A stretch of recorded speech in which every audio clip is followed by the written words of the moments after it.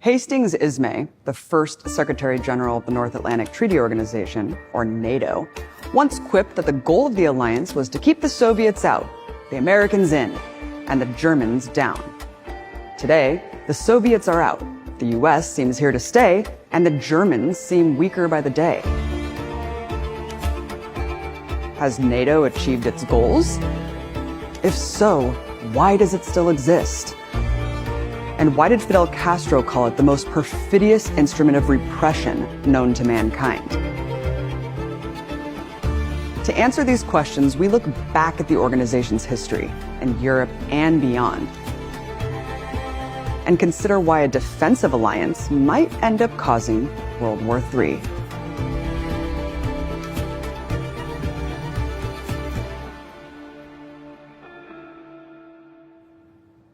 NATO emerged in the wake of some of the most turbulent events in human history. The world was reeling from a global war, and the geopolitical balance of power was undergoing a tectonic transformation. The Soviet Union lost 27 million lives to defeat Nazi Germany.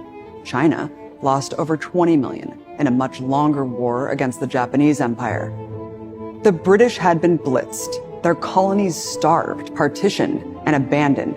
Europe was in ruins. The United States, on the other hand, emerged economically stronger, and after Hiroshima and Nagasaki, shielded by the terrible power of the atom. It moved quickly to apply its newfound power to a project of global hegemony. Preponderant power must be the object of US policy, a State Department memo said in 1947. NATO was a critical piece of that puzzle. Founded in 1949 with the explicit mission of deterring Soviet expansionism and establishing a permanent North American presence on the continent. But NATO was not the only US military treaty signed after World War II, and the other treaties reveal a lot about the real motivation behind NATO's creation. These included the Southeast Asian Treaty Organization, or SEATO, and the Central Treaty Organization, or CENTO. Each was part of a grand strategy of economic and military encirclement and containment of communism.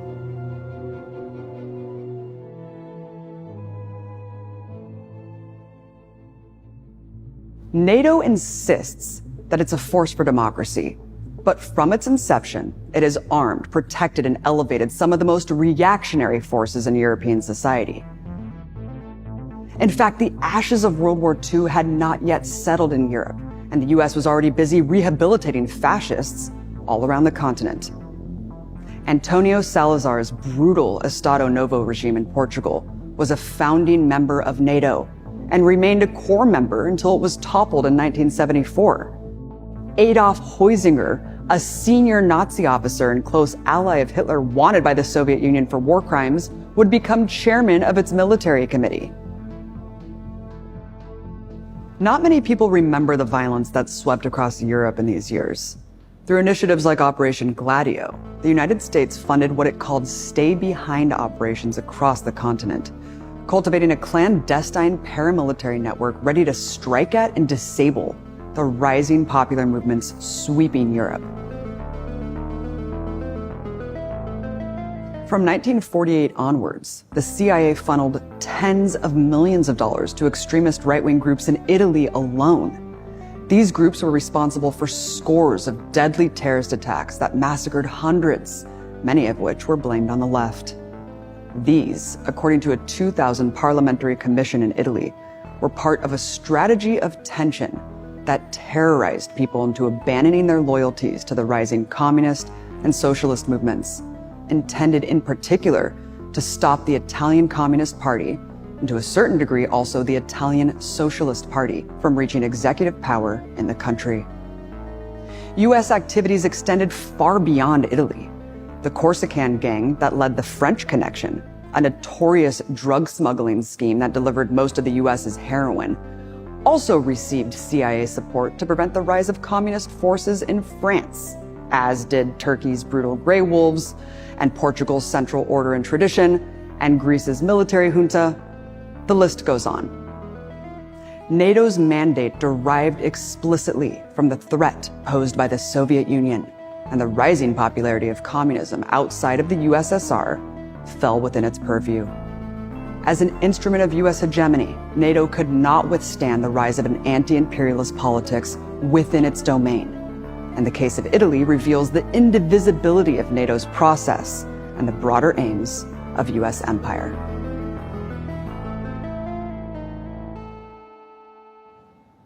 NATO insists that it's a guarantor of freedom. But we don't have to look far back to find its fingerprints in attempts to crush popular aspirations for sovereignty. Fighting for liberation from Portuguese colonialism, the Bissau-Guinean revolutionary Amilcar Cabral described the weapons that flowed into Africa through the alliance, supporting the Salazar regime's wars against the people of Angola, Mozambique, Guinea-Bissau, and Cabo Verde. NATO is the USA. We have captured in our country many US weapons. NATO is the Federal Republic of Germany. We have a lot of Mauser rifles taken from Portuguese soldiers. NATO, for the time being at least, is France. In our country, there are Alouette helicopters. NATO is, too, to a certain extent, the government of the Italian people. We have captured from the Portuguese machine guns and grenades made in Italy. If NATO was designed to stop the spread of communism, then the stirrings of sovereignty that rang through the colonized world would also come under attack. Pointing at NATO's support of the Salazar regime, Indian Prime Minister Jawaharlal Nehru condemned the alliance at the 1955 Bandung Conference, calling it one of the most powerful protectors of colonialism. Virtually the whole of North Africa was turned into a sphere of operations for NATO, wrote Walter Rodney in his seminal book, How Europe Underdeveloped Africa.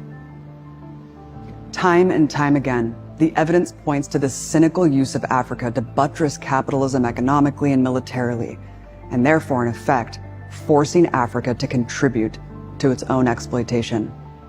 That process has not ended. Today, for example, NATO's arsenal is wielded to grind away at the Western Saharan people's aspirations for self-determination, just as it arms Israel's genocidal occupation of Palestine.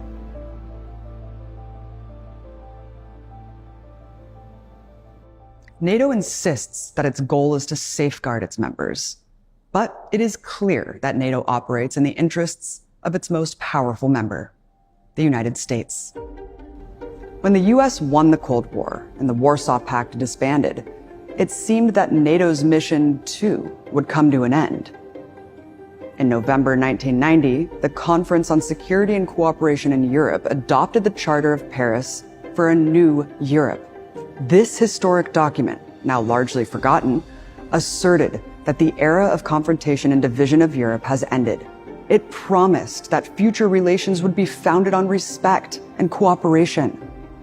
But as Europe and the Soviet Union planned to establish a new security model across the Eurasian landmass, the US was preparing for a new era of hegemony. We can't let the Soviets clutch victory from the jaws of defeat, George H.W. Bush told Germany's Helmut Kohl in 1990. Later that year, he told France's François Mitterrand that no organization would replace NATO as the guarantor of Western security and stability. In this way, Bush set the stage for NATO expansion, against the so-called ironclad guarantees promised by U.S. Secretary of State James Baker to Soviet Foreign Minister Eduard Shevardnadze in Moscow in 1990 that NATO's forces would not move eastward of the German border. The motivations behind these moves became clear with the leak of the Wolfowitz Doctrine in 1992. Our first objective, the document said, is to prevent the reemergence of a new rival, either on the territory of the former Soviet Union or elsewhere. The Wolfowitz Doctrine, which also laid the groundwork for preemptive military intervention, was later revised by Vice President Dick Cheney and General Colin Powell, and became the policy of President George W. Bush, leaving a trail of death and sorrow across the Middle East. But NATO was just as useful among its aspiring members. Take Poland. On the 25th of March, 1997, then-Senator Joe Biden arrived in Warsaw to address the conference of the Euro-Atlantic Association. In his speech, Biden outlined the conditions for Poland's accession to NATO. I believe that large state-owned enterprises should also be placed in the hands of private owners, so that they can be operated with an economic rather than political interests in mind, he said. Businesses like banks, the energy sector, the state airline, the state copper producer, and the telecommunications monopoly will have to be privatized. Membership in NATO thus dictated that states surrender the very basis of their economic sovereignty, while drawing them into the sprawling U.S. military-industrial complex through the purchase of NATO standard equipment. Billions of dollars are at stake in the next global arms bazaar, the New York Times wrote in 1997, citing weapons sales to Central European nations invited to join the North Atlantic Treaty Organization. In one of its most blatantly ridiculous claims, NATO insists that it's a defensive alliance. But through the course of its history, NATO has destroyed and dismantled entire states. The Libyan War saw open-air slave markets reappear in a country that once had Africa's highest Human Development Index.